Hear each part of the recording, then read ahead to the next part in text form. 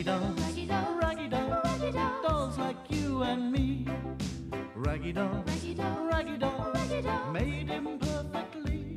So if you got a bump on your nose or lumps on your toes, do not despair. Be like the raggy dolls and say I just don't care. 'Cause raggy dolls, Raggy dolls, raggy dolls Raggy are dolls. happy just to be.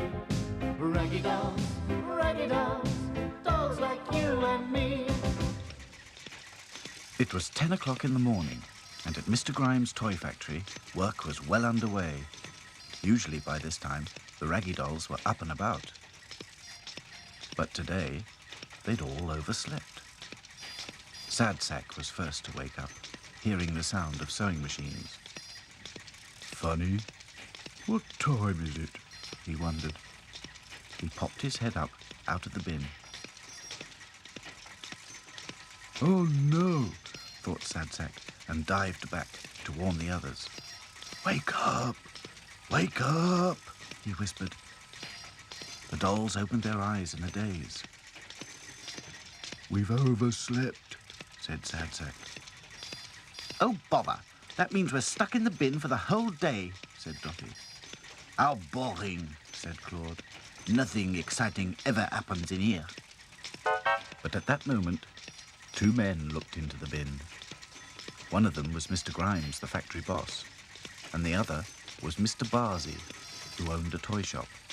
They reached down and grabbed all the dolls. The next thing the Raggy dolls knew, they were in a cardboard box on the back seat of Mr. Barsey's car. I wonder where we're going to, asked Lucy. I'm sure we'll find out soon, replied Princess. Mr. Grimes waved goodbye, and before driving off, Mr. Barsey turned to the dolls on the back seat and grinned at them.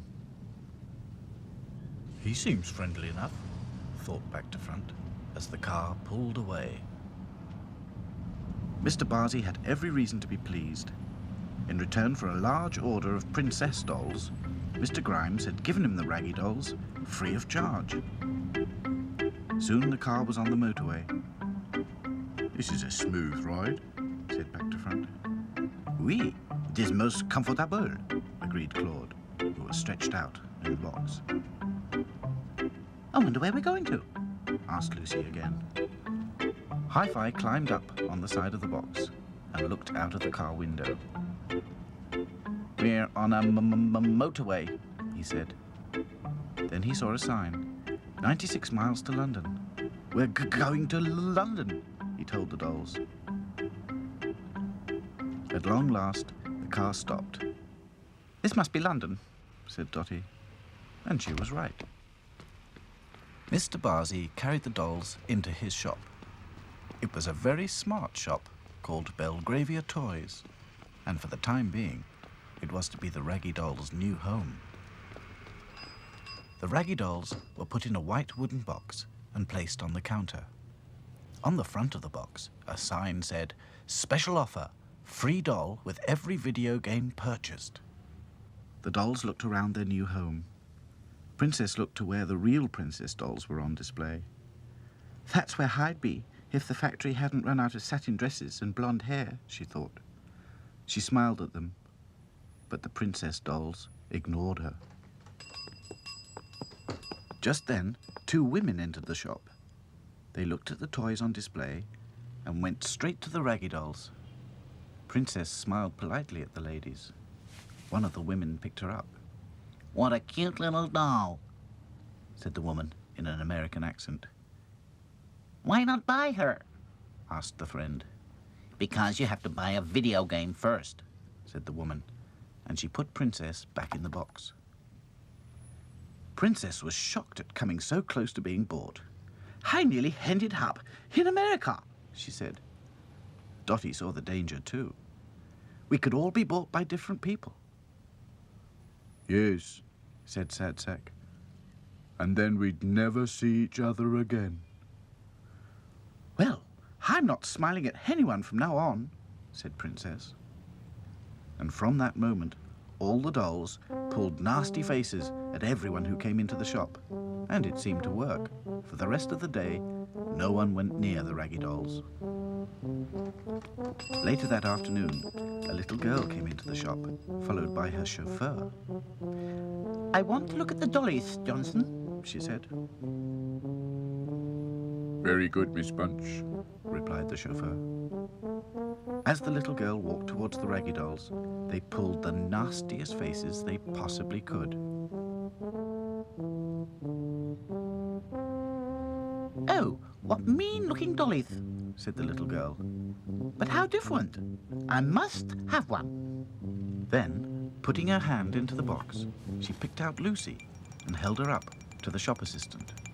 "Charge this to our account," she said.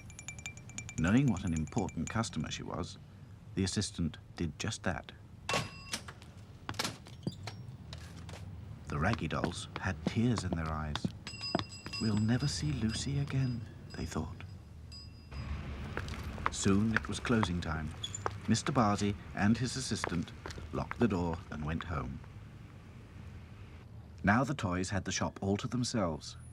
"We must find a way to rescue Lucy," said Dotty. But how? Asked Sad Sack. We don't know where she's gone to live. Suddenly, the robot who was standing on the counter spoke. "Hello, I am Roger the Robot. Have a nice day, you're welcome. Look in the accounts file under B for Bunch." Dotty thanked the robot and was soon looking through the file. "Here it is," she said. On the card it said, "Miss Mariana Bunch, care of Lord and Lady Bunch, 34 Eaton Terrace, Southwest 1. And that's where Lucy was at that very moment. "What a floppy doll you are," said the little girl. "I shall call you Floppy." Lucy hated the name, but there was nothing she could do. "Floppy do this, Floppy do that." On and on went the little girl, pulling at Lucy's arms and legs, until finally one came off in her hand. "You stupid thing!" shouted the girl. Then, in a fit of temper, she pulled Lucy to pieces and left her scattered all around the playroom.